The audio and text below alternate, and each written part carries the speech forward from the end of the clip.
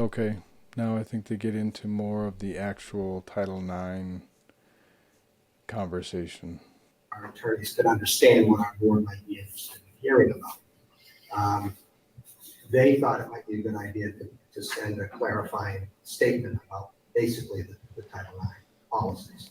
So if that's where you're headed next, you may discuss that. I have permission from Mr. Lowe of Grand Island to be able to talk openly about the recommendations they made in their letter to us. So yes, you may speak publicly about that, even though it was listed originally as a confidential attorney privilege notice. We can speak about that letter.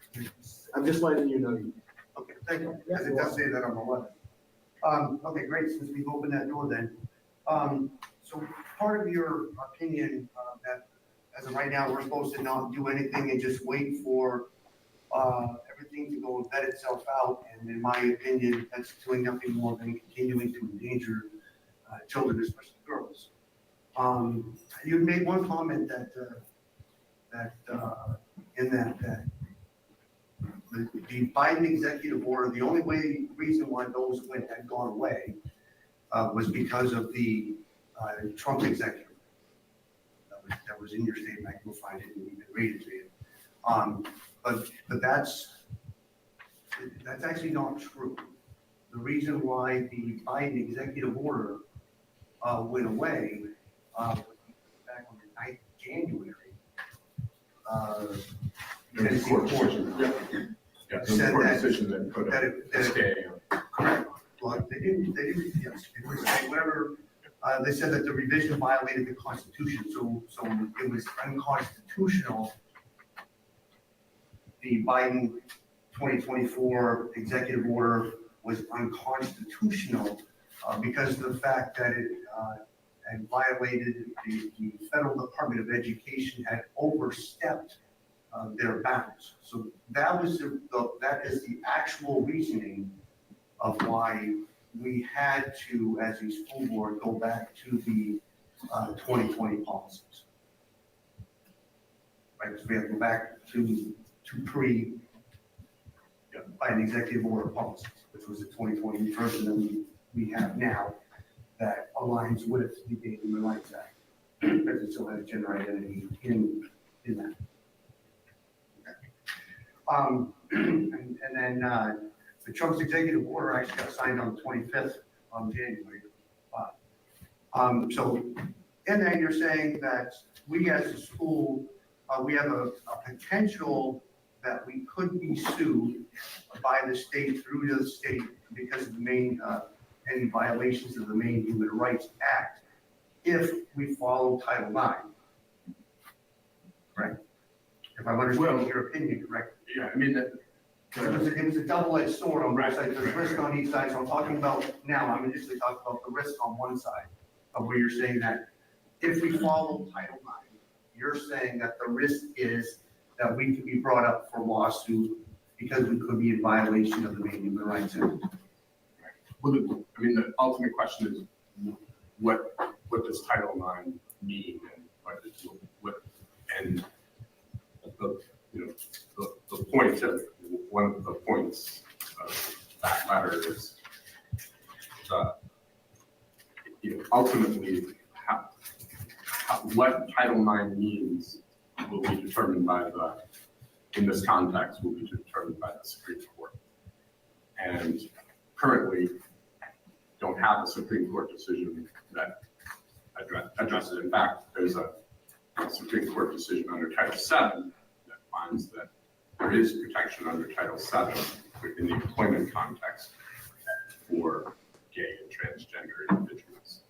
So, and then it hasn't been addressed by the federal appellate court that covers Maine, the First Circuit, and it hasn't been addressed by the federal district court for the District of Maine. Okay, so we all know, if we're honest, we all know that Title IX, back in 1972, when it was enacted, was to prevent sex discrimination. And it specifically says in there, sex. We know that they meant men and they meant women. They didn't mean gender identity. They meant men and women. Now he goes on to say that in Title VII, there has been a court ruling as far as employment, discrimination based on gay and lesbian, bisexual, transsexual in employment. Well, we're not talking about employment. We're talking about the rights as far as education goes. So James is right.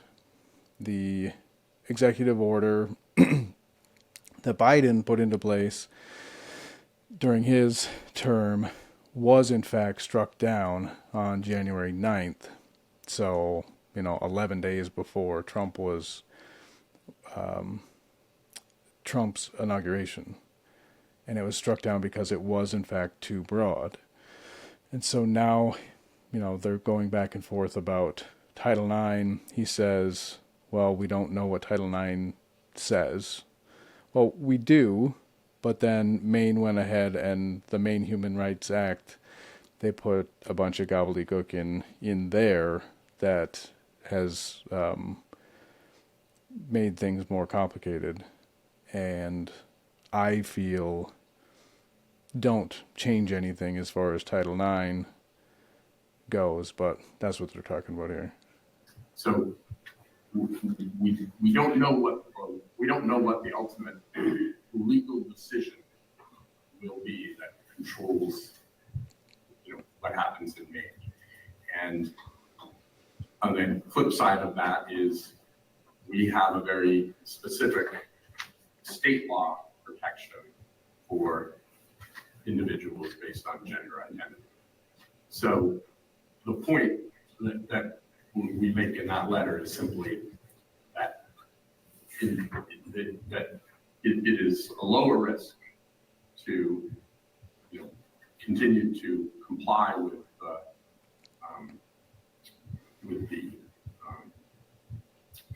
the Maine Human Rights Act in this area, unless and until we have some kind of type of binding decision from a federal court that changes that requires that makes clear that the Maine Human Rights Act doesn't control. Right. We don't. It's pretty clear that that executive order. And again, I shouldn't say it's pretty clear, but it certainly is not clear. It's right. It certainly is not clear that executive order has a preemptive effect on state law. So, until we get a court decision, we believe that the best course of action is to continue to comply with the Maine Human Rights Act, which has been interpreted by the Maine Supreme Judicial Court. Right, and Which, of course, is in Maine, which is extremely liberal, right? So, they're not going to get... Nothing out of Maine, in my opinion, is going to change any of this. The Maine Supreme Court, any of these appellate court, anything, nothing out of Maine. I mean, you know what has been happening in Maine. Nothing out of Maine is going to change this. It has to be the U.S. Supreme Court. And your reasoning is because of the fact that the concerns of possible lawsuits, if we are following Title IX, that we could be sued because of violations of the Maine Human Rights Act. I believe that is what the opinion said. But again, when following Title IX, we don't know what Title IX says because we haven't heard from the Supreme Court. Well, okay, I disagree with him. He's an attorney, and so he's studied this a lot more than I have. But if you look at it on its face, we do know what Title IX says. It says what it says what it says, and I'm sure I've said that before. It said what it said back in 1972, and it has said that since then. So for him to say we don't know what Title IX says until there's some sort of additional ruling, well, that's not true. It specifically says sex. It doesn't include gender identity. It specifically says sex, and we all know that means male and that means female. So I disagree. or a federal court that has binding precedent in Maine. But I agree.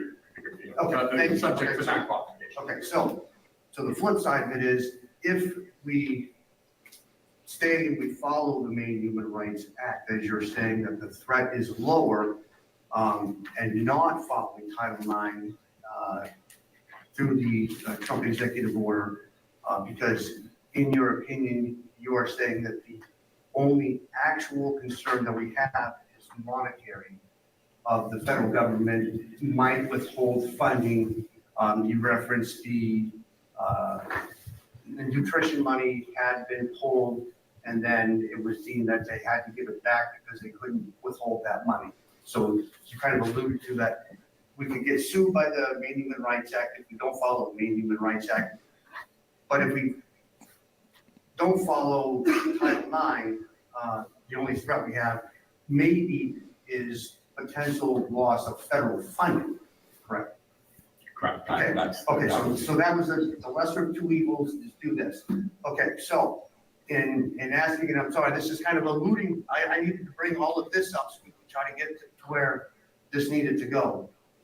So if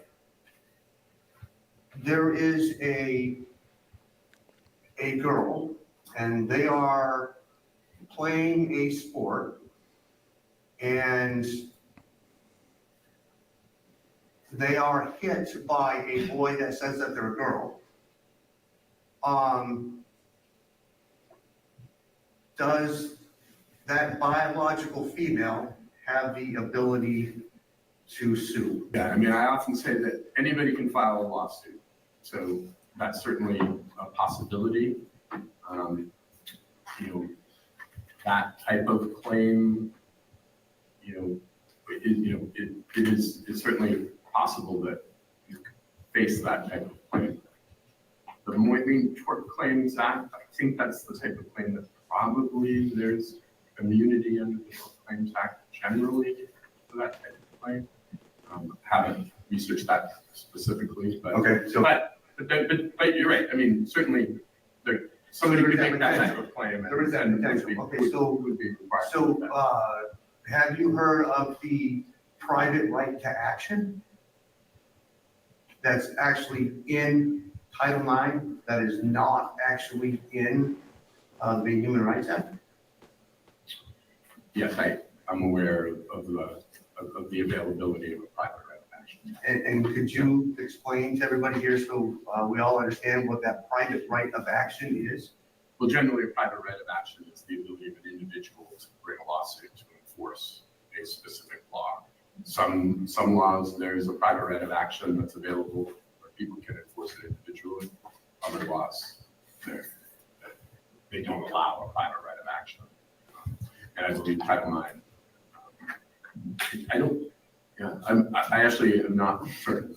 It does have that in there. It does simply have that language in there. So, and I guess I would just speak to you. The board could decide to reject our advice and do something. All right. So it's certainly in that, it's certainly, yes, it certainly is. Because everybody's going to pay everything. This is like gold for what some of the board members want. I'm just, as we're going through, you're saying that the Maine Human Rights Act, if we don't follow that, we follow Title IX, our biggest concern is that we're going to get sued, potentially, by people under violations of the Maine Human Rights Act because we're not letting a boy go into a girl's bathroom.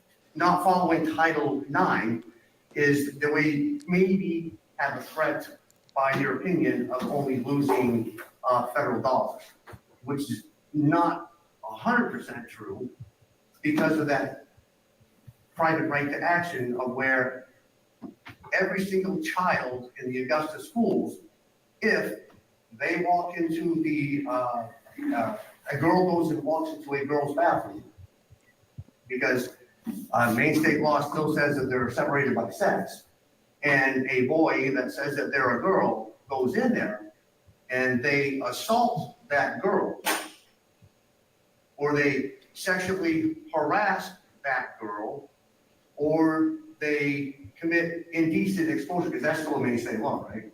Indecent exposure?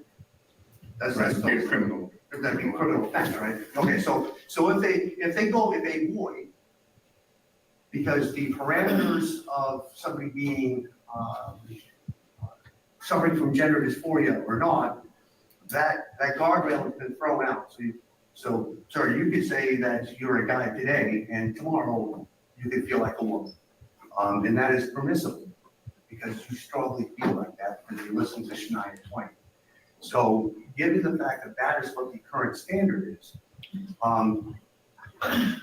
what is the threat? What is the potential of how many lawsuits would the city of Augusta have to suffer with if every girl, to include the immigrant children who are Muslims, who literally are not able to even show their body to males, violating their religious beliefs.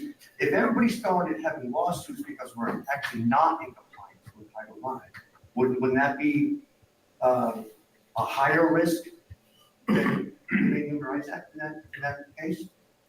Yeah, I guess I don't think at this point there's an indication that that's a higher risk, simply because we have a very clear precedent under state law as to what the Human Rights Act means. We don't have any clear precedent under federal law as to what that supports that interpretation of Title IX. Certainly, there is some precedent in other jurisdictions that might support that, that type of claim. But the way things, stand here in Maine in 2025, I would say that I would say that there's higher risk currently under the Maine Human Rights Act. So, from my understanding, that the right to sue to enforce a law, there is not, there's no money necessarily attached to this. Like I keep saying that I think that the Augusta School District is going to get sued. I still think that. I haven't seen any change in their behavior and their plans on changing any of this stuff.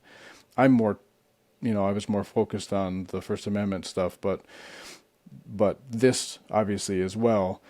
There is no guarantee that you'll get any sort of monetary winnings, in if you sued.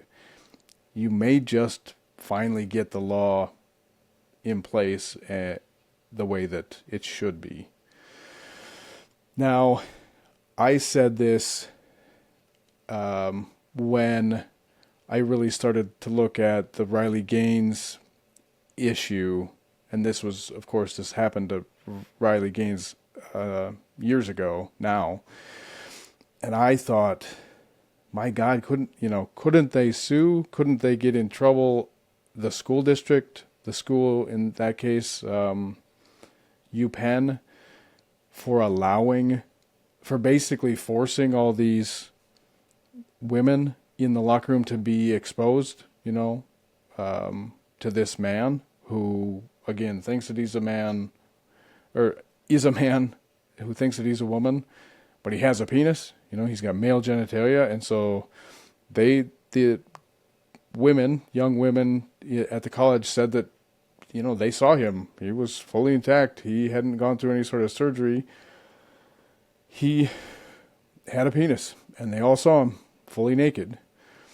And so, yes, I thought indecent exposure in Minnesota, it falls under criminal sexual conduct, the lowest level of criminal sexual conduct in Minnesota, indecent exposure. And I thought, well, yeah, some sort of facilitating, mandating that you be exposed to this guy. So I think that is absolutely a way that you can look at this. Now, will a court, again, we're talking about a court in Maine, and it's different there, very liberal. Will a court accept that? So far, it doesn't seem like they will. Now, they haven't been challenged. James is talking about multiple lawsuits by multiple girls who are being treated this way. I like his angle as far as, Muslim girls who have to cover themselves up, almost, head to toe, depending on how strict they are. And of course, they shouldn't be exposed to any male at all. I think that's potential. Again, monetary loss, in my opinion, I don't know that they're going to get to sue for a whole bunch of money, damages in that case, pain and suffering and, emotional distress and all that kind of stuff. That's typically what you sue for when you sue for damages. You want something done. You want to be told that you were right and they were wrong, but at the end of the day, you also want some sort of punishment financially. So I can see it happening, and I can see that there could be a lot of people who would want to sue for that. I don't know if they would win, and I don't know if they would win any money at this point. My personal opinion as to what's going to happen, I mean, again, I'm very confident that we're going to do what happened in Ireland, I think it was, or Scotland maybe, where they just finally said there are two sexes, basically. There's male and female. And we'll get there here too, in Maine. I think it's going to happen by middle of next year, that it will finally come to a head. It will go to the Supreme Court, and the Supreme Court, the way that the Supreme Court sits right now, I think that they would vote 6-2 in favor of pulling transgender, whatever, boys or girls out of so transgender girls, so biological boys out of girls' sports. And I'm hoping, God, it would be great to just finally have this done. And that's why, we suggested let's wait and see where the case law goes, and if the case law goes in a direction that, A side note here, let's wait until the case law. Let's wait. What is infuriating about that, and it is what it is. It's already done. Is that they didn't wait on the front end, right? They didn't wait. Well, this doesn't seem to match up with Title IX, so let's wait for some case law, and let's see who sues, and the appellate courts and the federal courts, and let's work it out. Let's keep the girls safe, and let's keep biological boys out of girls' spaces until we get through the whole appellate process, potentially up to the Supreme Court or whatever. They didn't wait for that. They just went ahead and threw boys in girls' bathrooms and threw boys in girls' sports. And now, let's wait for the appeals process. That's frustrating for sure. where we would conclude that there's a higher risk of maintaining, complying with the Maine Human Rights Act. We would come back to the superintendent and say, look, we think it makes sense to take another look at this. I have member Danvers, and then I have member Parks. Member Danvers? I'd like a little bit of clarification. So on page 3 of your letter, where it says Maine law enforcement policy, it talks about in 2014, the Maine Supreme Court held Doe versus RSU 26. And they went on to say, in explaining its holding, the court emphasized that its conclusion rested heavily upon gender identity and gender disorder diagnosis, both of which were acknowledged and accepted by the school. But the court cautioned that we do not suggest that any person demand access to any school facility or program based solely on self-declaration of gender identity. And then it goes on to explain a little more about how they make that determination. So what I'm concerned about is when I read this, as a healthcare provider, I make diagnoses all day long. Who's determining that these children have, gender dysphoria diagnoses? Is it an LCSW? Is it a primary care provider? Is it an endocrinologist or psychiatrist? Like, do we have care plans for these students? And so it seems like what I'm hearing is that there's this broad spectrum that is being painted for the Maine Human Rights Act, but based on this case law, it appears to me that it's not a broad spectrum, that it's a very narrow scope of what is acceptable and what isn't. And I guess I'm confused, because it sounds like people are saying that Maine Human Rights Act is anything goes, and this case law is not that. Since that case was decided, the Maine Human Rights Act has been amended and to much more specifically protect individuals based on their gender identity.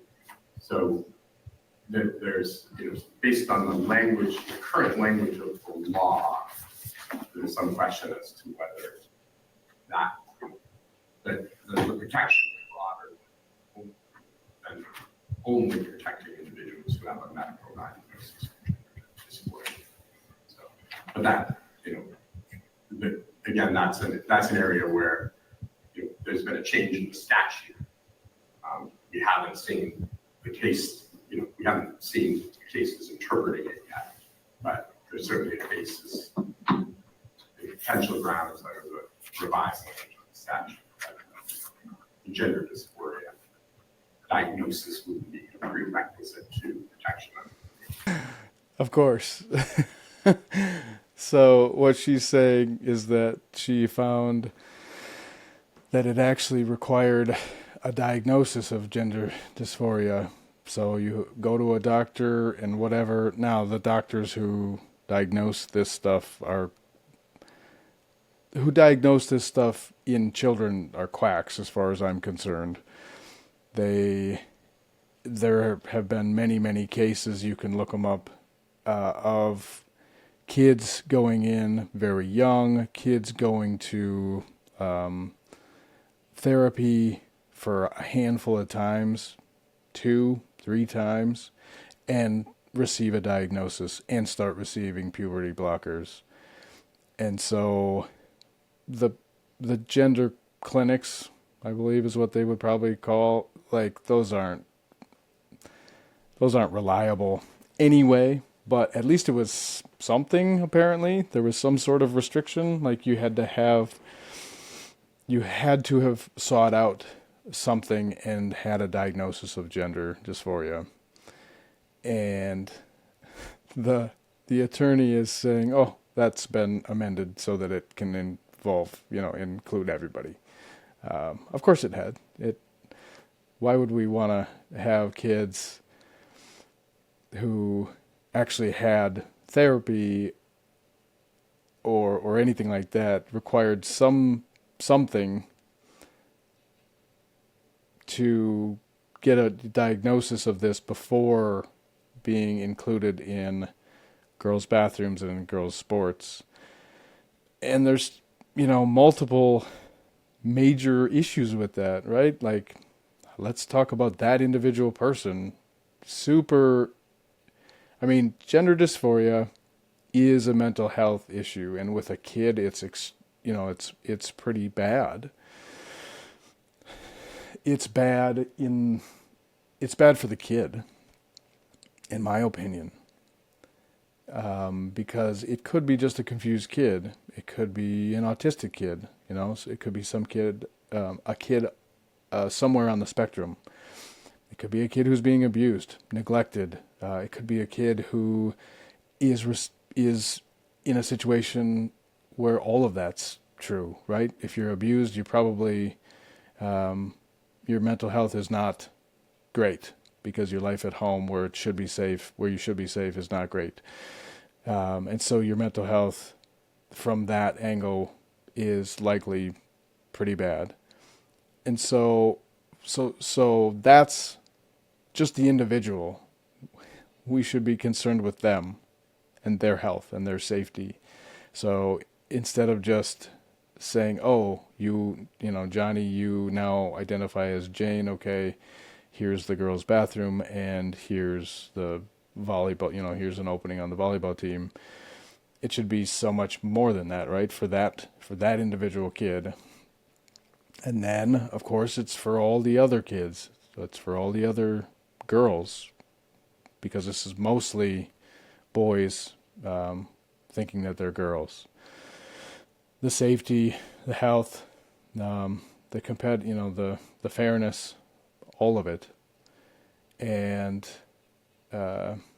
so to see that they not only did they throw this Maine Human Rights Act together with gender identity in there, with I guess a need for a diagnosis, then they made an amendment to make it wide open so that you can in fact day to day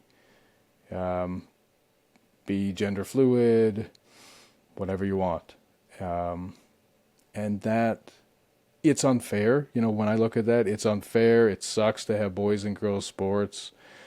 It's not safe for them. It sucks to have them in your locker room because that's gross. It just is. It's just gross.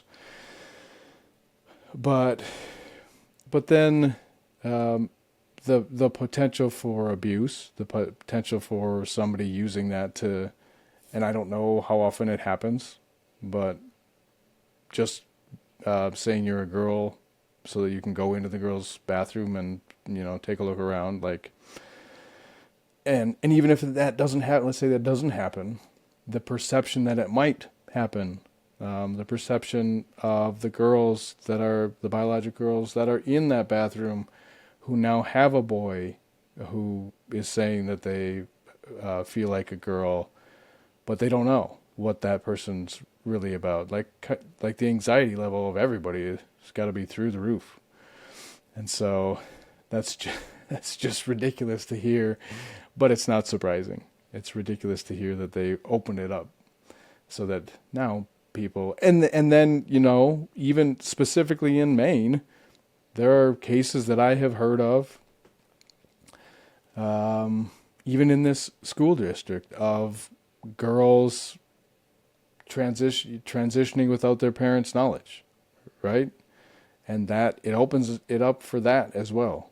Like there's all these loopholes, and it's just frustrating. Member McCormick. And what is the disparate impact clause, or I don't really know what to call it, but there's a disparate impact in relation to the Maine Human Rights Act. What is that?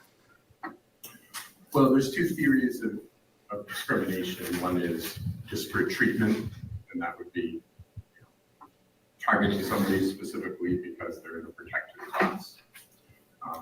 And then disparate impact would be an otherwise neutral policy or practice that, while itself is not targeted at an individual, has a disparate impact on it. It's not specifically targeted against an individual based on the protected class. It has a disparate impact on individuals in that protected class, and therefore the theory would be that is discriminatory. And so it's just a different form of discrimination, not specifically targeted against somebody, intended to target somebody based on protected class, but a neutral policy that ends up on disparately impacting that individuals in that class. Well, isn't there something that says that you can't take rights away from one protected class and give them to another protected class? Isn't that something about disparate?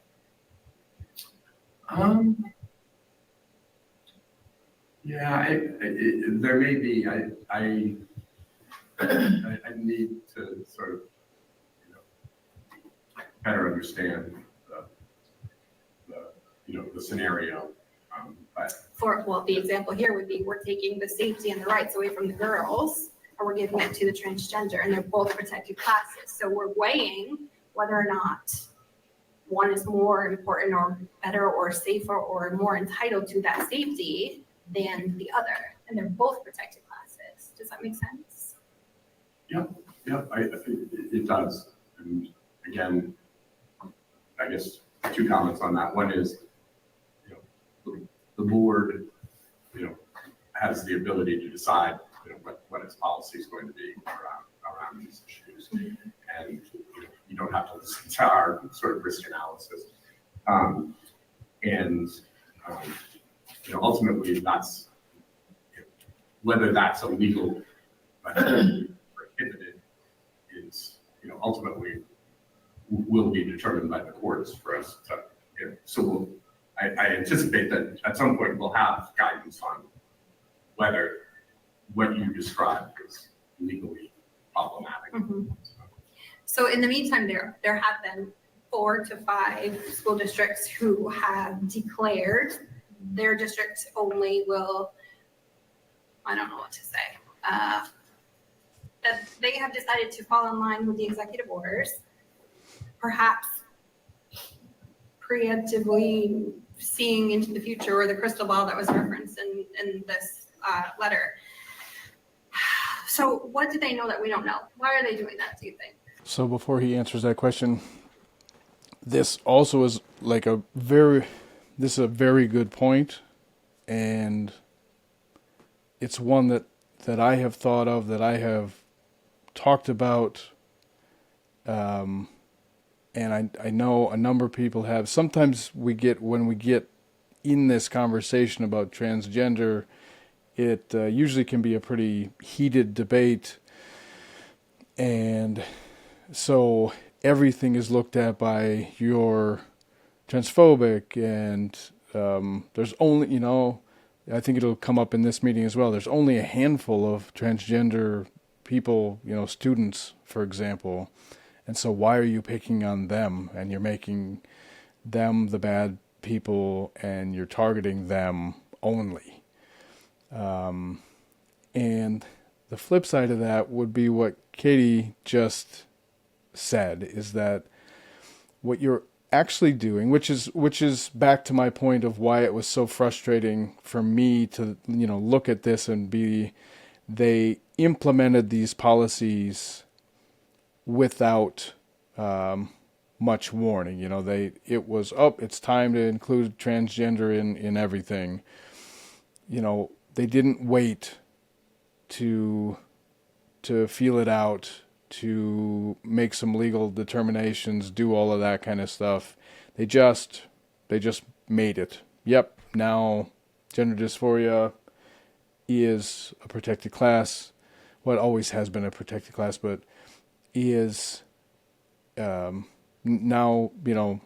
boys who say that they're girls are girls, and we're going to treat them as girls. But then the flip side of it is that, yes, you absolutely displace all of these girls. And in the bathroom and in the locker room, what you do is you make what should be a very comfortable place. Now it's teenage girls, teenage boys, whatever. So, maybe there's still some normal uncomfortableness there, but at least you're with all your peers when you're changing and that kind of stuff, and you feel safe, and you can turn your back or whatever, cover with a towel, and know that that should be enough to feel safe. And so you have all these vulnerable girls in a locker room where they might be a little bit intimidated by the possibility of being naked, or other girls being naked when they're changing. And then now you throw a boy in there, or multiple boys, but usually it's, like one boy. And now you're, again, what should be a safe place is no longer a safe place. And that's not even saying that transgender person is a predator or anything like that. Just having them there is uncomfortable. So that's just, and then of course displacing the girls on the teams, whatever team you're on. A spot that should have been for a girl now is a boy. And in all cases, like in Minnesota, we had a girl, we had girls displaced from a softball team that made it all the way to the state because they had a biological boy pitching throughout the entire season, throughout the entire playoffs, and including the state tournament. And so somebody got displaced, but it's not just one for one, right? It's not just one person being displaced, because that person takes up, let's say, the top spot. Usually it's the top spot because the boys are better. They're bigger, stronger, faster. That is the way it is. And then there's the trickle-down effect of they replace the top person, so then the top person takes, second place, and boom, boom, boom, all the way down. And then they likely play more. They get more playing time because their stamina is better. Again, they're bigger, faster, stronger. They score more. In this case that I'm talking about, they pitch better. So what would have been a pitching rotation was just, let's put this person out there for the whole time because we're going to win if we do that. And so it displaces. So even though you're talking everybody, again, who's on the side of having transgender in these sports says, oh, you're picking on, it's only 2 or 3 or only 1% or less than 1%. But that makes such a big difference in the number of girls who are on whatever team. And we're talking about girls who have busted their butts for years to be successful, and from an athletic standpoint, that's really frustrating too, right? These girls, and we can't go back. That's what sucks, is that when you implement these policies and then you say, well, the courts will sort it out, but we're going to hurt girls every year for 10 years until the courts do sort it out. That sucks. Those are all girls who don't get that back. And so that, what she's saying as far as the term disparate impact, as far as implementing something, he describes it as implementing something that should be neutral, but it somehow has an unknown effect on a class that should be protected. Well, this is not that. So I don't know the definition of this, but I know exactly what Katie's talking about here, and that I think is absolutely a valid point. Like, what about the girls? Because that Title IX was for girls and women. Title IX was implemented for girls and women so that they would get their fair shake, and now we throw a bunch of boys back into all their safe spaces. Has anybody looked into that? Like, anybody reached out to them to say what's going on here? Yeah, I think my guess is it's based on a discussion among the board, their school boards, as to where what's the right decision in light of the legal risks and ramifications. And we provide legal advice. We don't have a dog in this fight or a horse in this race. Again, it's really up to the board. Well, my opinion on that was, because he's talking legally, he said, we're just looking at it, legal risks, weigh them, and we'll give you our opinion as to what you should do legally from what your risk would be as far as getting sued.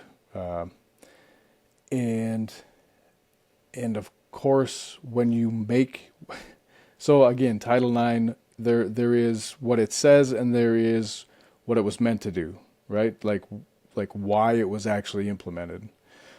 And that, I think, is what, when Katie's talking about multiple other school districts, school boards voting to go back to, boys in boys sports, girls, biological girls in girls sports, and that's it.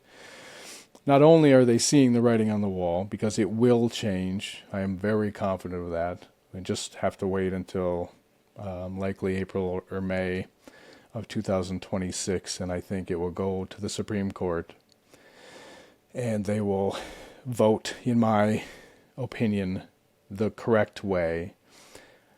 But you have a moral, there's a moral aspect to all this stuff too.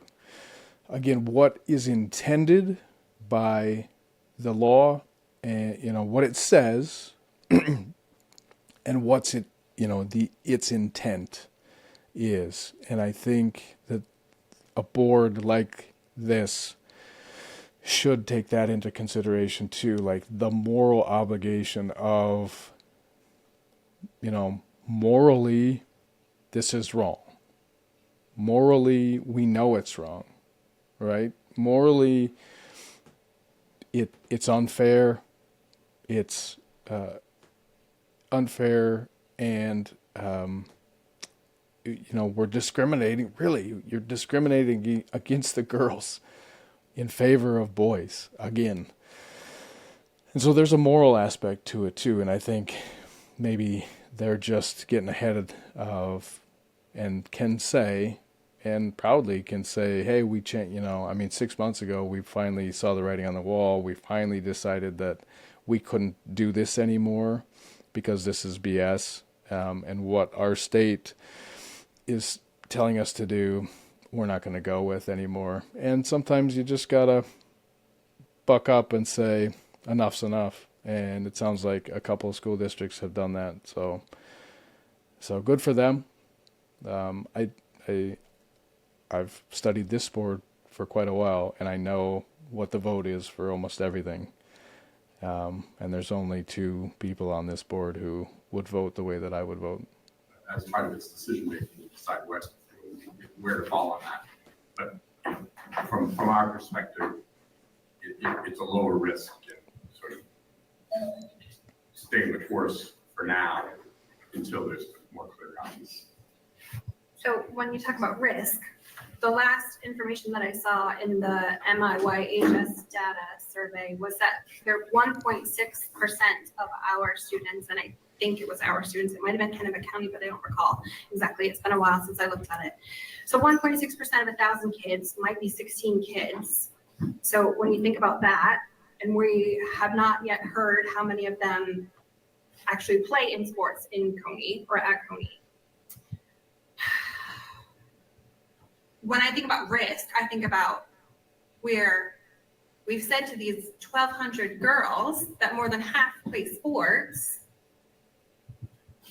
that their rights to safety or to a fair playing field or to, everything that Title IX afforded everybody, women, we're saying that that's less important than this 1.6% or 16 kids. So when I think about risk and I think about the amount of parents or the amount of lawsuits or anything that could happen, I don't know if that computes for me when I think about that.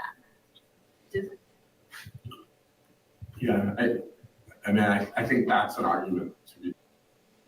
Yeah, she said it better than I did, but that's exactly what I was talking about. Absolutely.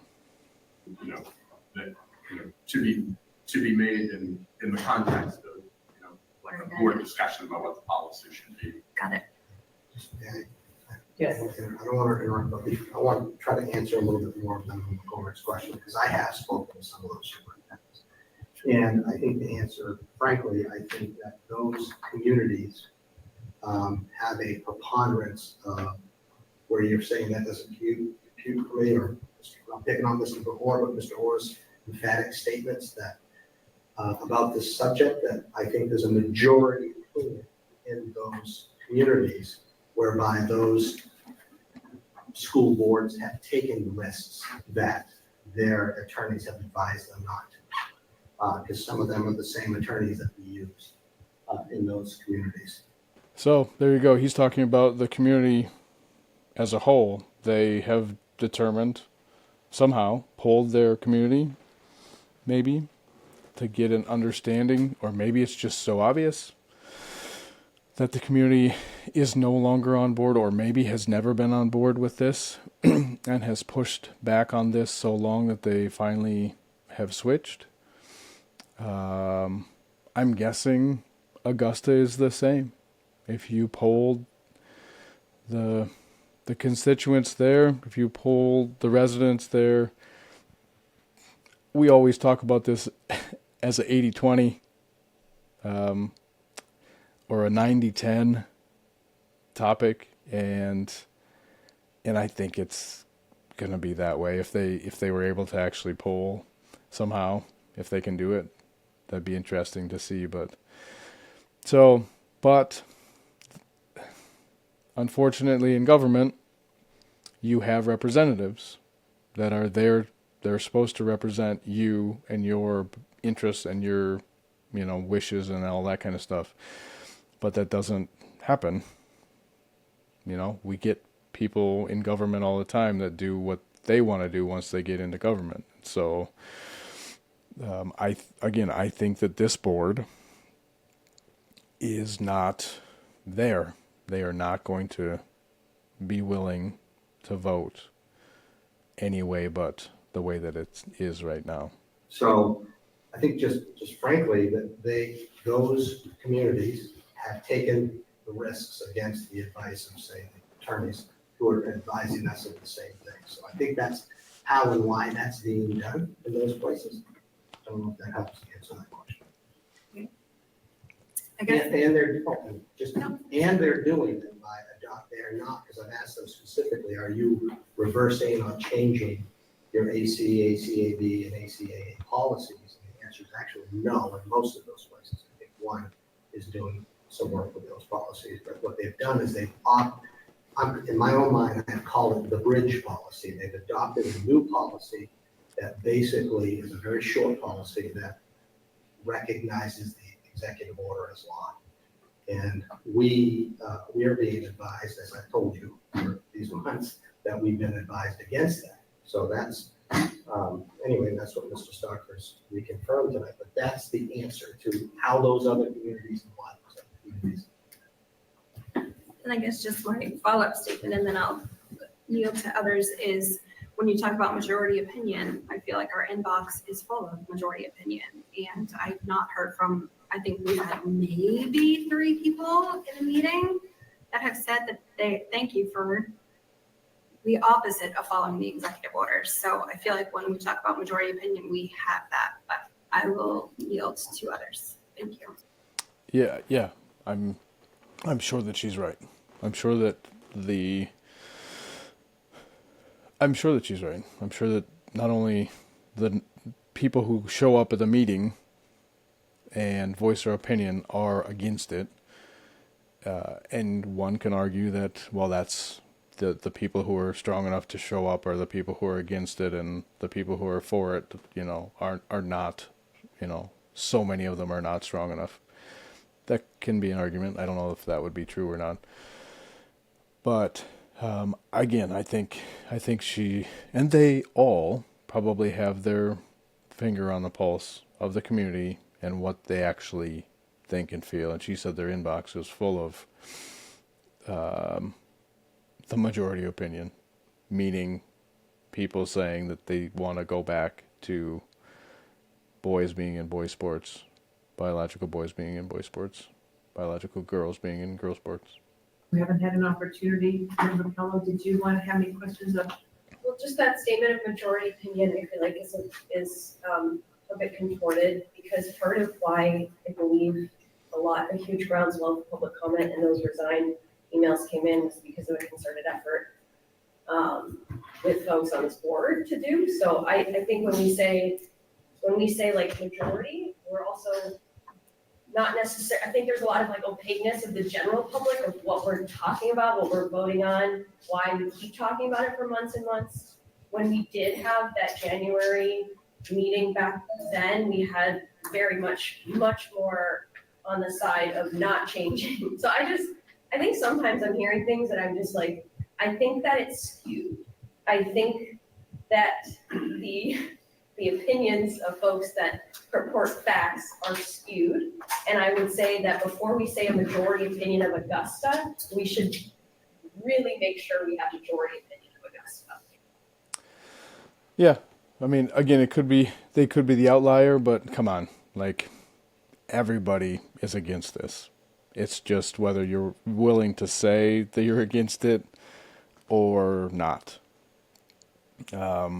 Everybody knows it's unfair, at least in the sports aspect. Everybody knows that. The representatives, the senators on the Democratic side have all admitted that yes, they know that, and then they vote it down anyway, because they're not strong enough to stand up and do what's right.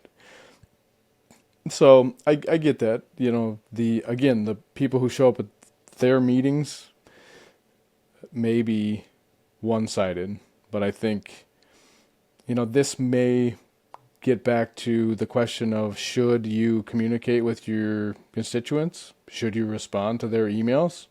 Should you have open dialogue with them?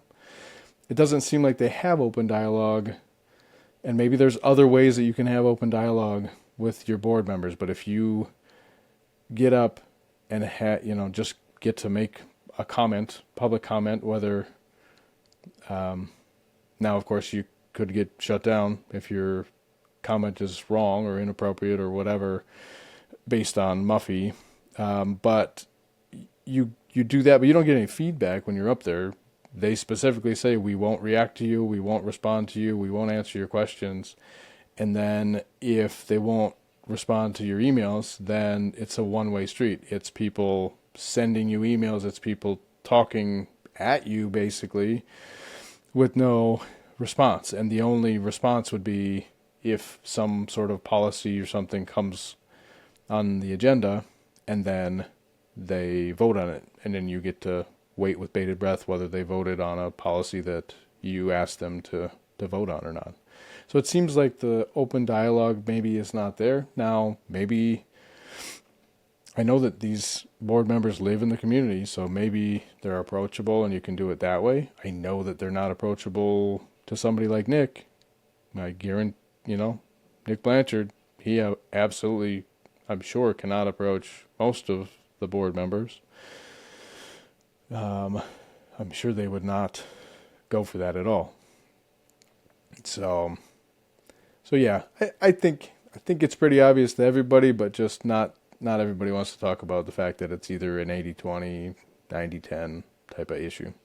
Before we put words and votes and ideas into other people's mouths. So how do we get that? Can we ask for it? Excuse me, you haven't been recognized. Member Reynolds, did you have any questions that you wanted to ask? No, thank you also. No, I don't have any questions. I actually just I resonate very much with what was just stated, because what we were talking about was, I believe, was the first thing that I voted on my first night, correct? That night I had no idea what was going on. If you recall correctly, I abstained from voting a few times because I wasn't even sure. From then until now, I feel like it has been very contorted. I sometimes feel like I have a grasp of what is going on. Sometimes I feel like sometimes I feel like I don't. I am also an at-large seat, so I do care very much about everybody in Augusta. I'm supposed to speak for everybody, right? And I don't know the way every one of these parents think, right? If I came here and I voted for what I thought or put my opinion in there, that would be we're supposed to have a nonpartisan seat, right? That is, I think that's inappropriate. So I don't know how to even proceed with this, because I don't know what the general public, I don't know what every parent, I do know what I have in my inbox, absolutely. I don't know the hundreds of thousands.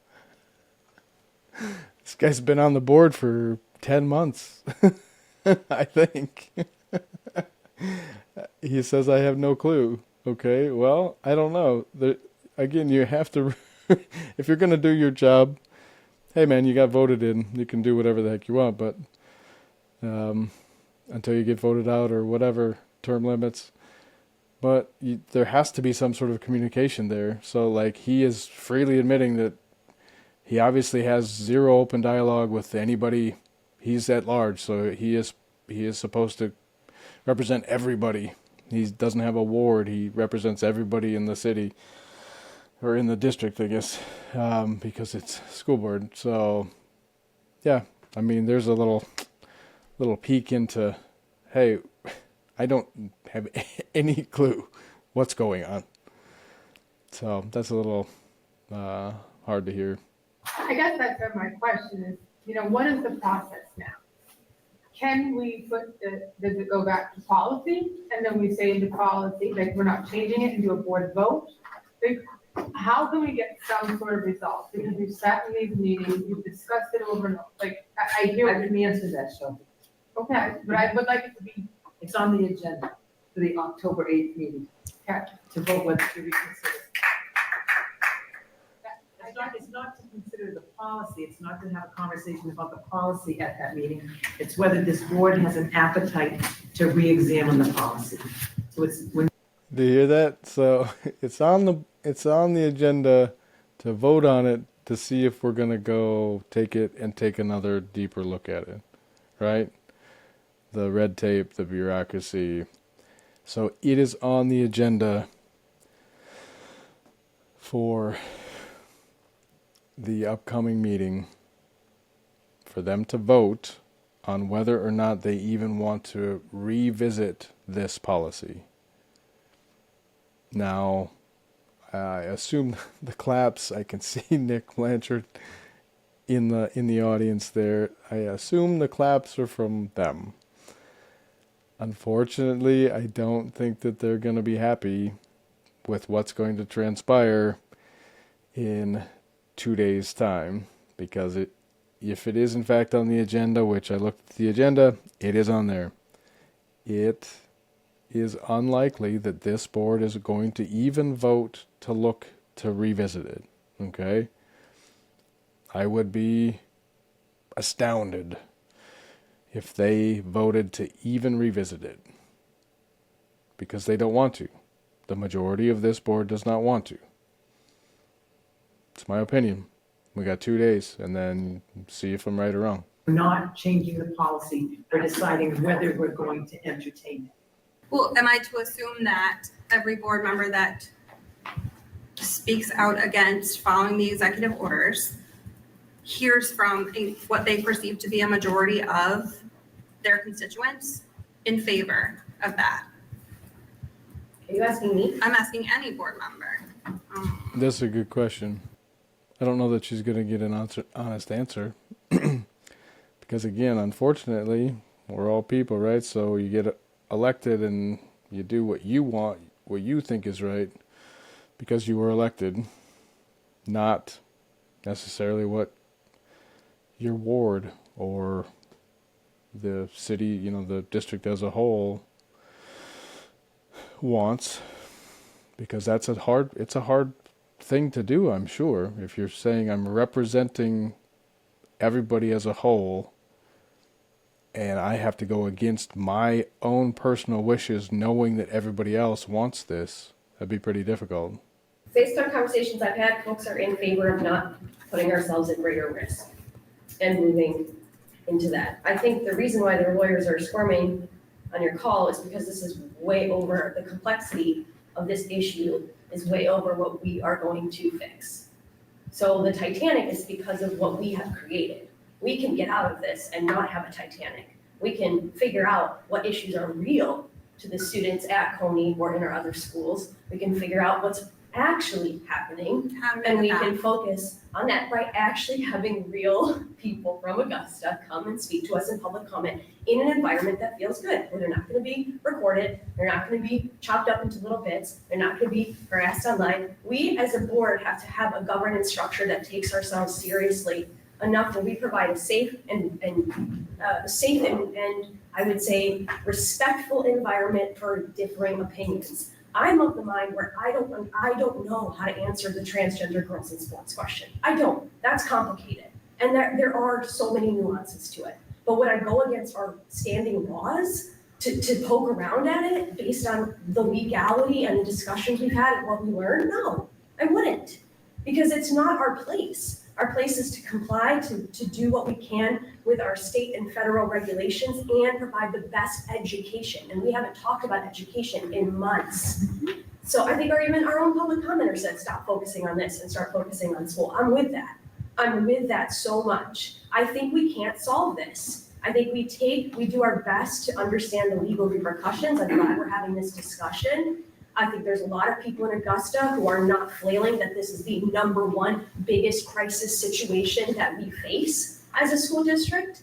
I think most people would want to see our time and energy spent elsewhere, and the fiscal conservative people of Augusta would not want to put us in a policy situation where we are more likely to get sued. So I think people know where I stand with this. I am not an expert on transgender folks, although I do think some of the comments that were said here today were off again. We do have transgender students in these schools. I was told by somebody that they've never felt welcomed in any other school environment, and they feel welcomed here. They feel like they have friends here, because half of transgender students are going to be suicidal in their lifetime based on statistics. So if we have 8 students based on your math, then we're 16 students, then we have 8 students potentially considering suicide. So there's actually what I'm saying is there's more context to all of this. And just because you folks, like some folks have felt really strongly about this, I hear you. I understand that this is important to you, that you're worried about sports, you're worried about girls. I hear you. And I also don't hear us being able to dive into this and go willy-nilly into this when the legality and the precedences are right in front of us. So I'm of this mind that this was really helpful, and I'm going to act accordingly to what I think is most civil. I think that folks from Augusta that have responded, I would love to send a response email to them about why these decisions were made, about how thoughtful and careful we've been as a board to consider it. The fact that we have enabled public comment to be what it's been, as much as it can be difficult sometimes to hear all the criticisms, okay, we've heard them. So I think we've got to figure this out and move on. But the Titanic is our own self-making. It is not something that we have to be living in. And I would say that it's, in particular, what happens is I think that we have not talked about is the rest of the public that we don't then create a space for them to want to come and speak. So while voices have been great, they have been outsized compared to what other folks are going to want to come and say. And we need to make sure that we create those meetings to be a place where anyone feels like they can come and they're going to be able to be heard and spoken to, and not have comments coming all over the place, not be recorded while they walk out, because that's just like not what civil human beings do with each other, especially when they're neighbors. We're not those people away, we're your neighbors. We go to the same supermarket as you. Why create this hostility? Yes, we have differing minds, but we're gonna follow legal precedents. And that's just where for me, the subjectivity ends, and that's where we're at. So I don't, if that's what you wanted to hear from me, that is what my thoughts are. And I don't think they're going to change at this point based on what I've heard tonight. So that was a pretty impassioned speech. It's interesting to hear. I haven't heard much from her this whole time. So that was very interesting to hear. She's got made some very good points. It is. Absolutely, it is. There's a lot of nuances to it. It's a very complicated issue. I would agree with that. Absolutely. As far as transgender, I think the legal one can be a lot simpler. Now, she also has a big concern. Apparently, she doesn't think the school board public comment section is welcoming to all people. And that's interesting to hear. Now, I have been focused from day one of knowing about this school district, about the First Amendment, because that's the first thing that I heard was that I saw a blip about Nick getting shut down for the first time, and then another guy, getting arrested for going past his time a couple seconds, literally. And so I was really focused on that as far as these guys getting shut down. Now she's saying that she knows of, or thinks, or whatever, hears that there's a lot of other people who would come to public comment, or she's hoping would come to public comment. I'm not really sure exactly where she's coming from here, as far as her knowledge or her feeling about other people don't feel safe coming because they get videotaped. Now, I know that there was a lot of back and forth between Nick and people who side with Nick. And then I know there was a woman who wasn't even from this school district who came in, but it was pretty bad. I mean, she was saying that all of their behavior was negative, and she, of course, was on the side of inclusivity for transgender, all the way, and she is a member of the LGBTQIA group. And so, she was allowed to say a lot of negative things about the group that didn't agree with having transgender in the bathrooms and in the sports. And so I don't know. And I've seen other people step up who have said that because of the policies, not because of the behavior, not because of being videotaped. So I don't know where she's getting that. She has more intimate knowledge of this than I do. But people have gotten up and said that there has been a chilling effect on the parents because of the board's behavior, specifically the board chair, because the board chair rules the roost in public comment and shuts people down. And they said specifically, and it's in meeting after meeting over the last year, that there's a chilling effect. Parents don't feel like they're going to be heard or listened to anyway, so that they don't come forward. And when I hear people say that, then I know that they're saying that they think that more people would come and say that they're against these policies, but they don't because they think they're going to get shut down. Now that's an opinion of somebody who is willing to step up there and say that. And so I don't know, but her biggest concern was the fact that people don't feel comfortable coming and making comments, allegedly, but because of the behavior of the people who are willing to come, except the people who come are the people who get shut down. So it's a very interesting dynamic there that she's talking about. I think her point about they've talked about this stuff for months and maybe have not been able to talk about a lot of other educational things because they've been so hung up on this. I'm sure that has happened, and that's too bad. That's too bad that they can't just get this one right, move on, get public comment right, free speech and all that, and move on. But there's obviously some infighting, and again, I think the lead of the board is not good. Is failing miserably. And that is what, this is the result. Member McCormick? Question for Dan. That's something that has come up before is the supremacy clause. What is that? Okay, this is good. Constitution supremacy clause? And does it relate? God, you're making me dig into my law school. I know, right? Generally, the federal government has the ability to legislate in a manner that takes precedent over state law. And that gets into this issue of, is there federal law here that controls over Maine state law? And the basis for the letter that was distributed was there isn't clear federal precedent on this issue. And therefore, we cannot say that there's been preemption because the executive order is an interpretation, but it isn't backed by finding federal precedent. So can I read something and you stop me if you say no way, that's not right? The supremacy clause makes the Constitution, federal laws made pursuant to it, and treaties the supreme law of the land, right? So that's what people are saying. People out there, not necessarily in this room, but people are thinking the Constitution has a supremacy clause, the federal is the law of the land, the president's the law of the land. We know, but this is an executive order. So then it says, but executive orders are not automatically supreme law, which we do agree on. That's why we're all waiting with bated breath to see what the Supreme Court is going to do in 2026. However, executive orders derive authority from existing law. A president can only issue an executive order within the scope of authority given to the executive branch by the Constitution or by Congress.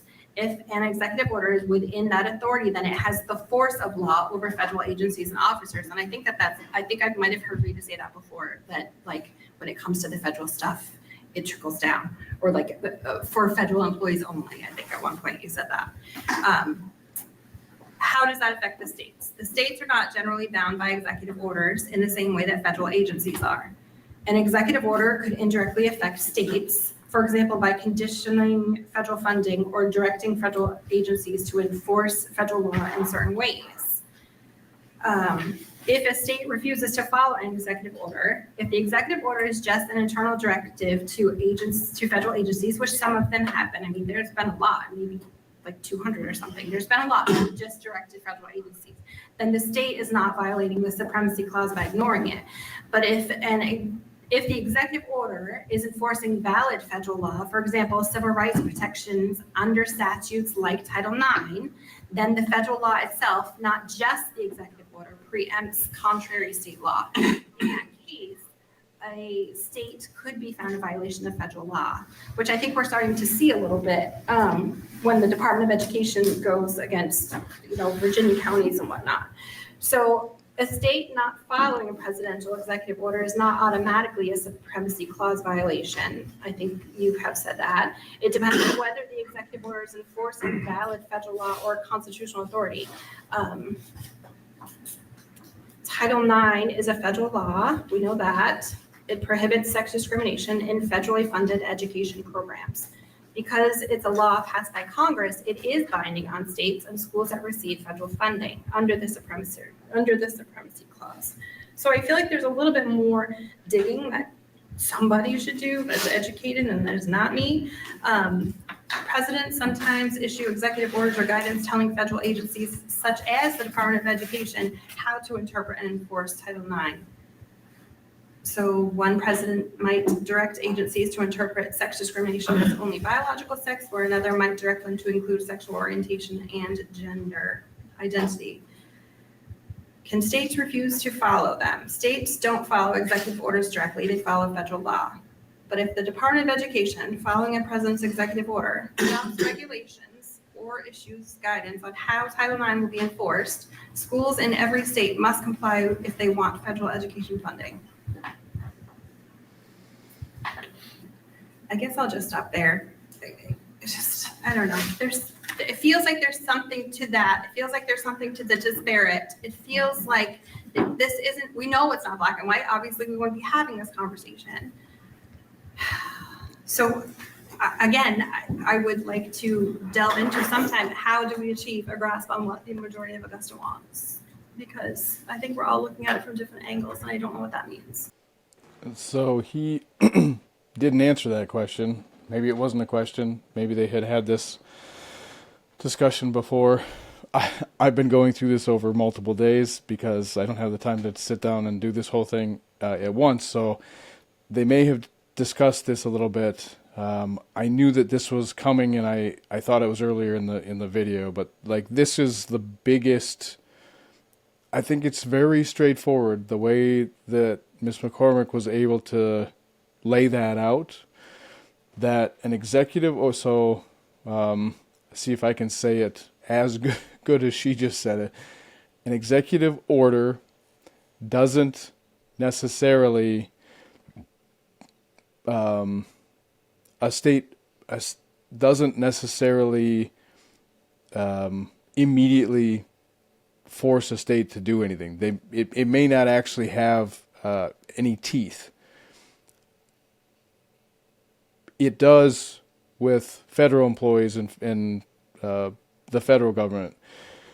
But if there is a standing federal law that is Title IX, that has been in place since 1972 that is talking about sex and is talking about, has been for the 40 years or whatever, has been talking about women, giving women rights that they didn't have before, didn't get discriminated before, or to be discriminated against. So Title IX is in place and is valid federal law. Now, the executive order that President Trump signed says that based on Title IX says that there are only two genders, male and female, and his executive order specifically about transgender girls not being in girls' sports.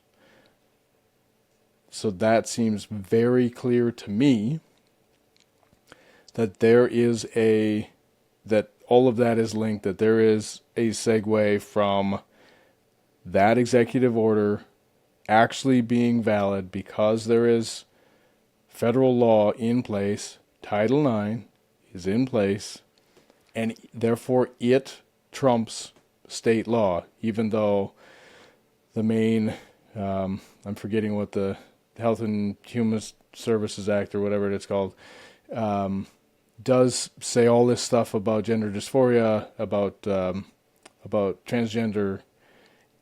The executive order trumps that. I think it's very clear from everything that Ms. McCormick just read off.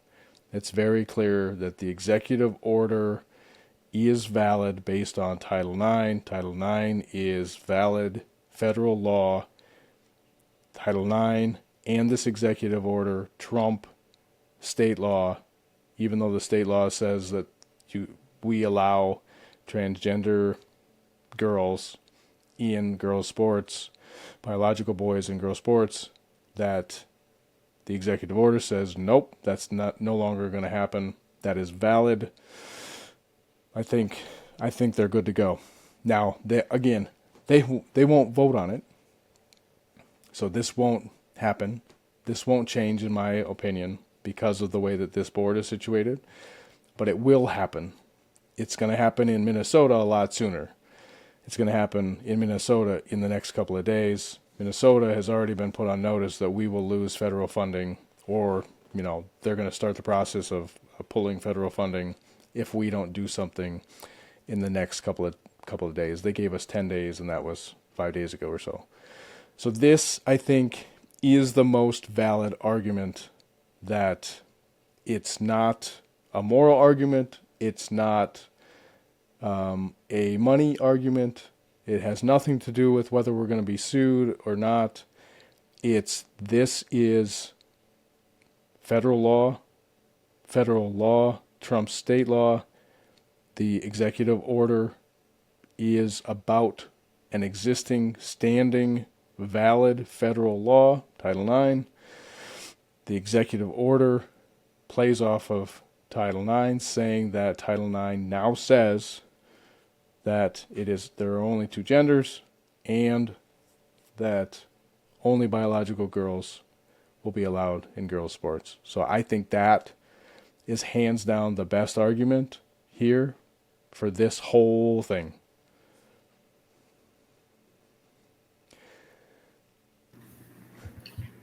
Anybody else? Go ahead, Katie, no one else is waiting. Just because we're finally getting to actually have this conversation and we're not feeling stifled, I would like to ask something that I recall from previous conversations over the years. And Ms. Liska, I apologize, this might be you, right? But if somebody wants you to answer that question, I'll let you know. I recall a conversation when we talked about AAC AAA that said that there are stickers placed on classroom doors if that's a safe space. Is that accurate, still current? When Maine came and did a presentation, I think, to the board, we were given ally stickers. Are you aware of any of those? Yeah, I'm sure they're at school. So we have some up, Yes. probably. Yes, thank you. So my follow-up to that is, here somewhere. This is good too. this is a really good point. I don't know. It's here somewhere. I guess okay.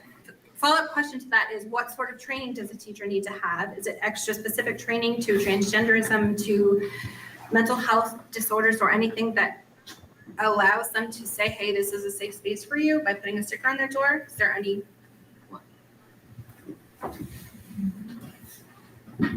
I'm going in the recesses of my memory. I know, okay. Oh, okay. I'll defer to. my Whoever's got colleagues. the answer. Kimberly, Shelby? I just need to understand the question again. Yeah. So what makes a teacher believe that they're able to create a safe space? Okay, in our evaluation system, TPEPG, it says that teachers need to make the classroom a safe space for all students. So it's clearly in our, it needs to be welcoming, it needs to be open to diverse perspectives. So that's what we have as a standard for our teachers. But as far as our guidance counselors and social workers might have some specialized training, to refer to Member McCormick's question, but the teachers may not have any specific designated training or anything in reference to. Well, we went through a gender identity training probably 3 years ago. It was required that all school districts go through that. But since then, we've hired additional people, so I don't know the percentage of our faculty that have had that. But I guess I'm still unclear, like if they put a safe space sticker up, they believe that they're creating a welcoming community for all people. So they believe that they're qualified to do that, and we've hired them because they're qualified to provide a welcoming community to our students. So there's nothing more than that. They have a teaching certificate, they have a ed tech certificate, the guidance counselors go through their education master's programs, the school clinicians. I guess I'm trying to figure out what else you would want me to answer on that. Well, so I guess a concern that I've heard is that that allows, it's not just a safe space in general, but I don't know who I'm asking this question of, but it's not, there's no way to do this nicely. It's not something that says, hey, you can come in here and we can share secrets. It's nothing like that, right? No, I mean, the thing is, there's a scope of practice for every role in a school. And so a student may open up to a coach to say, or a teacher or an advisor and say, I'm struggling, okay? And the advisor might be like, okay, well, I hear you, and let's refer you to someone who has expertise beyond the teacher's expertise. So things related to mental health, safety concerns for themselves or others. There's a number of issues that teenagers bring forward, but the teacher, the ed tech, is the primary probably person, coach, because that's who the student feels comfortable with. And then the expectation that we talked about it today in our early release day, that it would be referred to someone who has, more education in helping students. And I, if I may, I just want to make sure that I'm clear that we have a professional boundaries policy, and all of our staff get trained every year annually.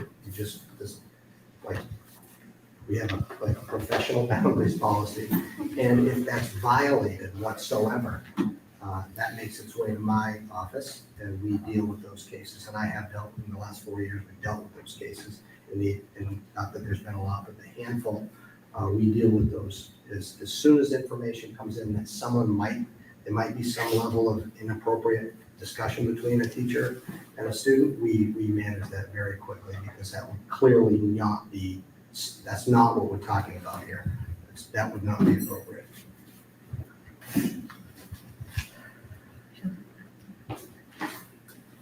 Member Parks? Well, I would like to call for an referendum. Let's see if there's any last questions, and I'll do that. How's that? Can I just make a quick comment? Member Fortunato? Thank you. Thank you for coming, Dan. This is something that obviously people in this room feel passionately about. I just hope that There's a lot there. Unfortunately, I don't think they're going to get anywhere with either one of these topics. I don't think they're going to get anywhere with the public comment. They're not going to change it. They are going to wait until they get sued. And that's not coming from the Supreme Court in the next 6 or 8 months. So they will, I foresee them getting sued by fire or somebody else. And the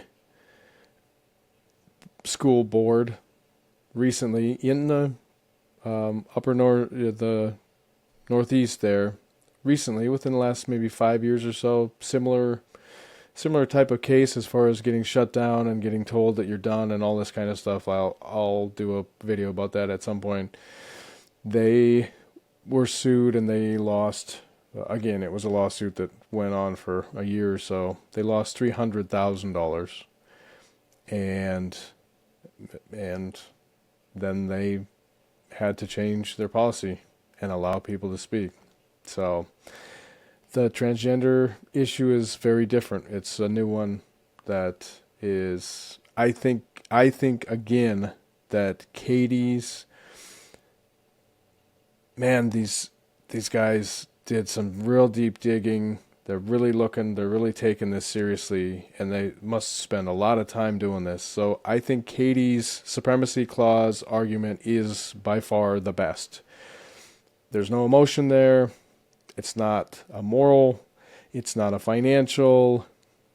There is standing federal law that supersedes state law.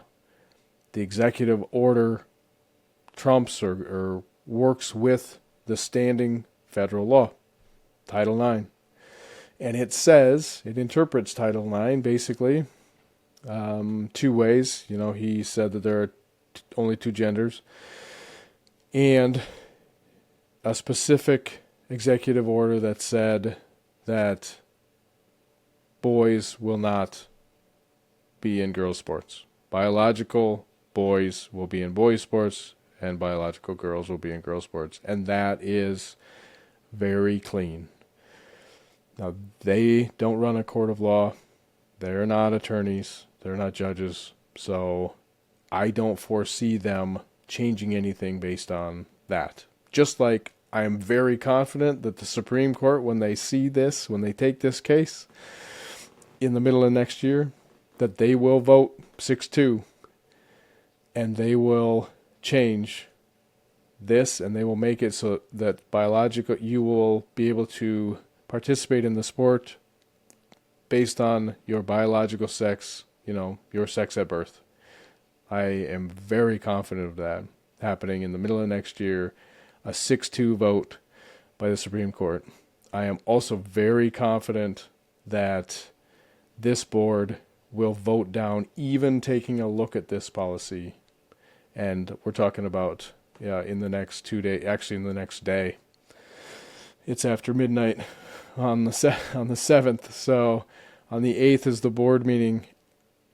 They will vote this down to even take a look at this. That's just, I know it. Why would they? They don't want to. The members who are on this board who don't want this policy even looked at because they like it the way it is. It will be a 4-2 vote. Is my guess. So that's my prediction. I don't know if I should be making a prediction, but that's what I'm seeing. So thank you. This has been Steve Loomis with Walking That Mile.